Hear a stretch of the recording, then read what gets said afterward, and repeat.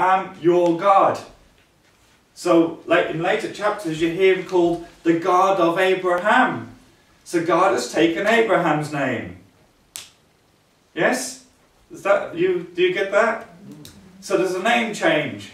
Abraham changes to Abraham, father of a multitude, and God's name changes from God to God of Abraham, and later on to the God of Abraham, to the God of Isaac, and the God of Jacob. Now listen to that.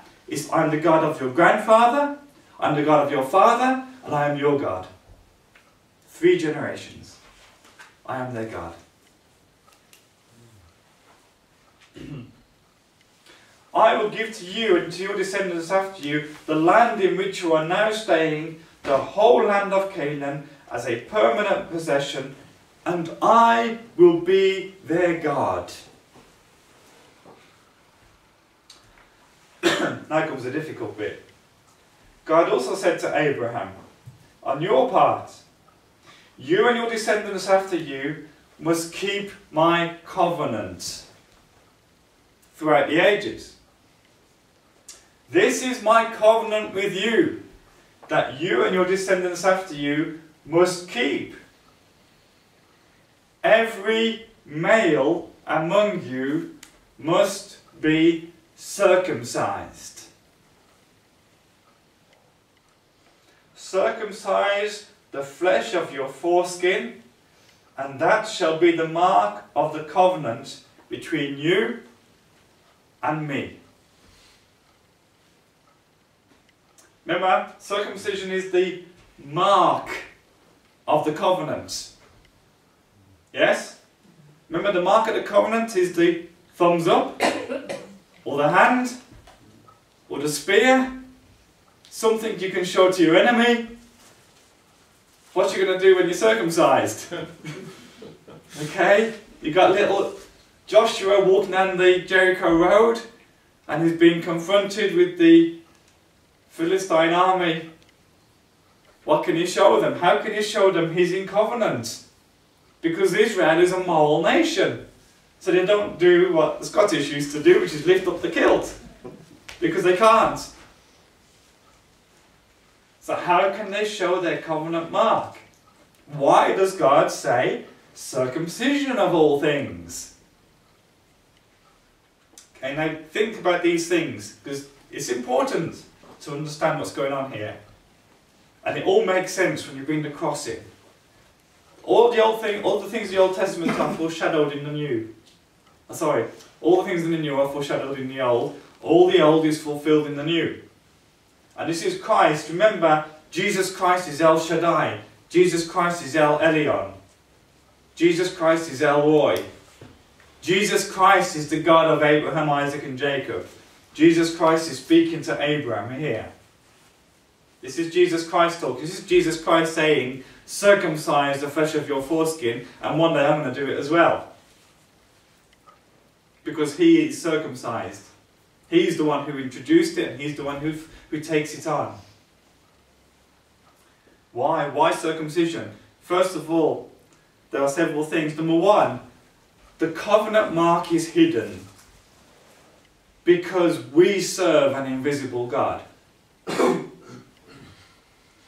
And everything we do has to be done by faith. When we receive flesh and blood on Sunday morning, it tastes like bread and wine. But it isn't, it's flesh and blood. It's an act of faith. You believe that it is flesh and blood. It's hard to prove it. But when the priest says, this is my body, this is my blood, bread and wine turn into flesh and blood. It's by faith. So the covenant is by faith. You cannot show your covenant scar to the enemy because you're going to believe it by faith that God will destroy the enemy. He will take care of the battle. He said, I am your shield. Are you getting this? Yeah? What else do we have? the circumcision of the foreskin is a foreshadowing of the circumcision of the heart, which is a call to holiness. It's a call to holiness. And it's the removal of dead flesh. When you're circumcised, you're removing dead flesh.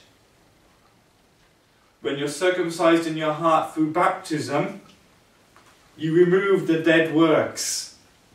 Sin is a dead work. Regret is a dead work. Unforgiveness is a dead work. Bitterness is a dead work. All these things kill us. And all these things are the things that God wants to remove from our lives through a circumcision of the heart, so that we can truly live, so that we can truly love. All these things stop us from loving fully. And the thing is, initially, as we circumcision, when you start getting these things out of your life, it hurts.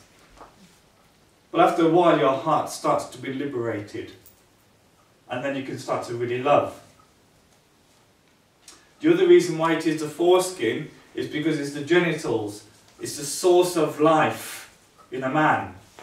And it points to God, who is the source of all life. So the circumcision is pointing towards the Creator. Throughout the ages, verse 12, every male among you, when he is 8 days old, shall be circumcised. The 8th day is the day when a baby, when their immune system is at its strongest in the first couple of years of life. So if they happen to catch a disease through the process of circumcision, through any blood loss, they have the best possible chance of surviving at that age. 8 days old. I've also told something to do with the blood is completely renewed at that stage as well. And so any blood that is lost is the baby's pure blood. It's the baby's only blood.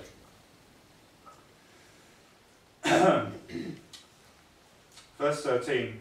Both the house-born slaves, those acquired with money, must be circumcised. Thus my covenant shall be in your flesh as an everlasting pact.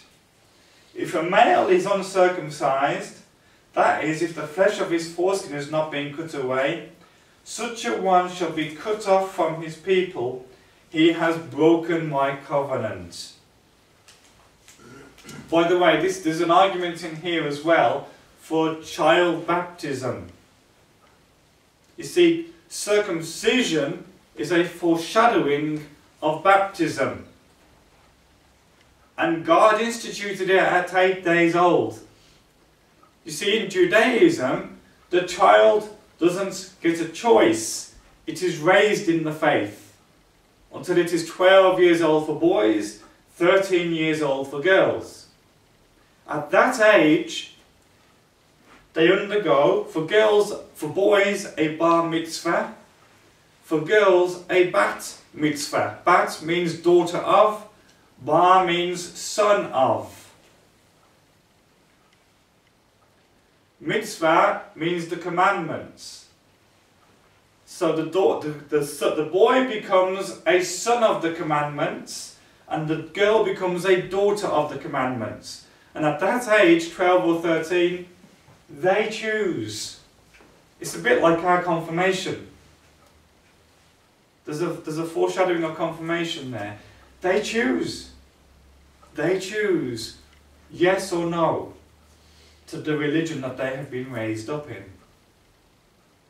But it doesn't get them out of circumcision for boys.